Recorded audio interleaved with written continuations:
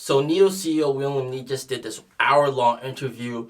It's all in Chinese, so I took the time to listen to everything and take down notes. I got the notes right here, and we're going to be summarizing it as fast as we can. And he shared a ton of good information. So the interview just started off with things that he did not anticipate for the year of 2022. This interview was at the very end of 2022 after NIO Day. So first thing he said, he did not expect lithium prices to increase dramatically and raw material costs to increase dramatically as well. And because of that, quote unquote, he said, there's a couple billions of margin lost. And obviously back in around April, they did do a price adjustment for the NIOs for every vehicle and made everything more expensive. The other thing he did not expect was the Shanghai lockdown, which locked them down for 2 months. Now, on my channel, I did warn you guys about this before they were even formally locked down. So he said he himself stayed home for 2 months, and because their headquarters is in Shanghai, everybody stayed at home for 2 months. So that included R&D, quality control. The entire team all stayed at home. It was as if the head and heart stopped working for 2 months. So that's quote unquote from him. And it was as if they were paralyzed entirely. So that was greatly affected, and it was very difficult to pause things for 2 months, especially when the ET7 was ramping up, according to him. But he said looking back, there were a lot of great achievements. For example, dual listing in Hong Kong and Singapore. They announced 3 new vehicles this year in 2022. A relative good start in Europe, very nice, and NIO Park is up and running. That's also very nice. So part of how they got through this year is they've aimed at good customer satisfaction, and that was always their core KPI, and they managed to get through this year. Team is still fairly intact, according to him. They worked very hard, but the end result for 2022 was still below our expectations, according to him. So it was still, they expected more, I guess. They expected more, but they did not achieve it. And then they talked about expansion, and of course, they said as early as 2015, he said as early as 2015, they planned that NT 1.0 was going to be China exclusive, 2.0 was China and Europe, and the next platform, quote unquote, the next platform is China, Europe, and USA. And because how the high-end market is pretty much China, Europe, USA, other countries, other third world countries doesn't really have a big luxury EV high-end market. So even in these countries, China, USA, Europe, high-end EVs only account for 10% of all vehicles. So that's where their focus is going to be. So USA coming soon. We talked about how expanding to a new country is sort of like planting the seed outside. Of course, last year they tried, 2021, they tried to plant the seed in Norway to sort of do an experiment. And they initially planned for 25 countries. And they're all definitely going to work towards this goal. According to him, he's going to work towards this goal. But, with the recent reality, they might have to slow things down a little bit. But they've always planned for NIO Berlin for a very, very long time. Their design and engineering headquarters is over there in Germany. So when asked, was this the right timing? He said, well, you got to look at it this way. The NIO ET7 won many, many awards.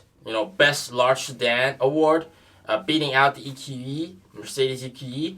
Now, he said, if you were to expand to Germany in a few years later, when these big companies had time to put more effort into their EVs, it will be much harder than it is today. So looking at it that way, today is actually the right time to compete. And one thing he mentioned was like how back in 2015, when they first started with Formula E, right? They invested, and it was very easy for them to win the championship because as long as you have investment, you win the championship pretty much. But looking at it now, it's much more competitive, Formula E. So, definitely stepping in early is helpful. Are there cultural differences? And he said from the interior point of view, so employees and all that stuff, NIO has always been a global startup, according to CEO. So many employees from different countries, and they're able to manage all these employees from all these other cultures. So they started thinking about this from the very start, and they were a very diverse team from the very beginning. Exterior-wise, NIO has always strived to remain respectful to other cultural differences and contribute to the local community. It's not just we enter a place to sell cars to earn money, but actually contribute to the local community. And of course, no inherent discrimination against anyone. If there's any... Next, they talked about car supply chain and how the car supply chain is very, very long, very complex, difficult to manage. And in July, according to the CEO, they held a supply partner meeting and even gave out awards to them to set long-term goals. Now, when talked about vertical integration, he talked about how the new seat system has more standardized comfort and has the ease of OTA, and this sort of a do-it-yourself attitude really strives from a situation that he talked about, which is how if you look at traditional automakers, their suppliers, for example, the ECU PCB system, they're sold to the auto companies and they have a prepackaged software system inside, sort of like this black box where you can't see the code, but you can include it into your car. But this poses a problem for highly intelligent, smart EVs like NIOs, where you have a lot of more digitalized things. And this integration isn't as good with these high intelligent EVs like NIOs. Started the, if you can do it yourself, kind of try to do it yourself for the aim of better integration within the whole system. And he talked about what ended up happening is a lot of these suppliers have woken up and began to fully cooperate. Instead of hiding their code in a black box, forcing you to just use whatever they have, they started working, cooperating, or even show their code to automakers. And that way you're in a sense forced to use their system, because if you self-develop your own system, you also have to prove that you haven't copied their code. They actually talked about the strategy for battery. It's always to research themselves, but outsource production because the cost is way too high, and that is something that they cannot front the cost of producing those batteries. So next, the interviewer asked them about how after seeing the earnings report, the cost of operations and losses were too high. They're always expanding and adding stuff, but have you thought about subtracting stuff? And then this hints at expansion plans. His response was they were always going to stay focused on their strong parts, their strength. For example, they didn't focus on commercial vehicles or hybrids, put their effort and time into what they're good at, quality and service. Next, he talked about the NIO phone. And this was a little bit of a shocker to me. He said the NIO phone isn't an Apple or Xiaomi competitor in a sense. It's like how he said it's like how NIO Life isn't a fashion company or food company, because even though there's a lot of jackets and all that kind of stuff, hoodies, and then there's also lots of snacks, but you don't consider NIO Life a fashion company or food company. And in the same sense, you shouldn't consider NIO's phone to be a competitor to Apple and Xiaomi. That's from him. And the starting point isn't a phone itself, but the starting point is the car and how to make the car experience better. And he talked about since their car's OS is based on Android, and if their owners already use Android, he would be, quote unquote, very happy if like half of his owners bought the phone. So 100K or so. That's what he said, 100K or so.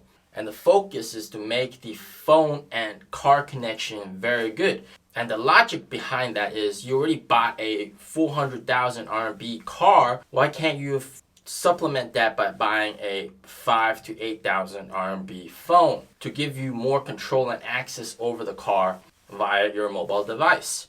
He talked about how this whole logic and also the smartwatch itself is all aimed at becoming a multi-brand, multi-platform, so NT 1.0, 2.0, 3.0, multi-area, different countries, software, hardware, research, etc. company, and always obviously adapt to rules of every area.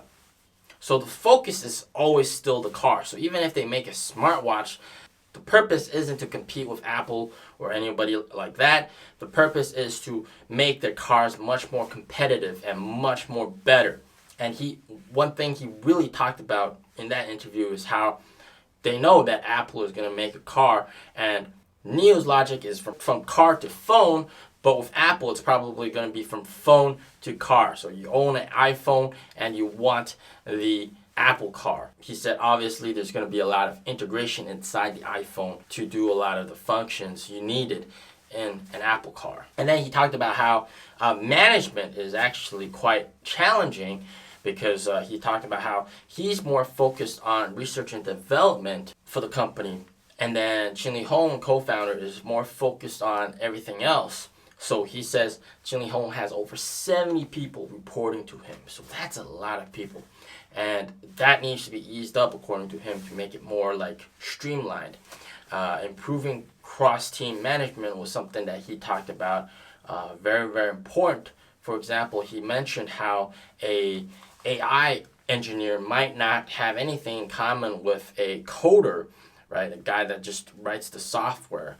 But you got to somehow make them have the same values and see eye to eye with the company's logic and just overall purpose. He talked about NIO Career Pass, NCP, which is basically their own interior management system where employees have salaries and benefits increasing over time as the longer they work there.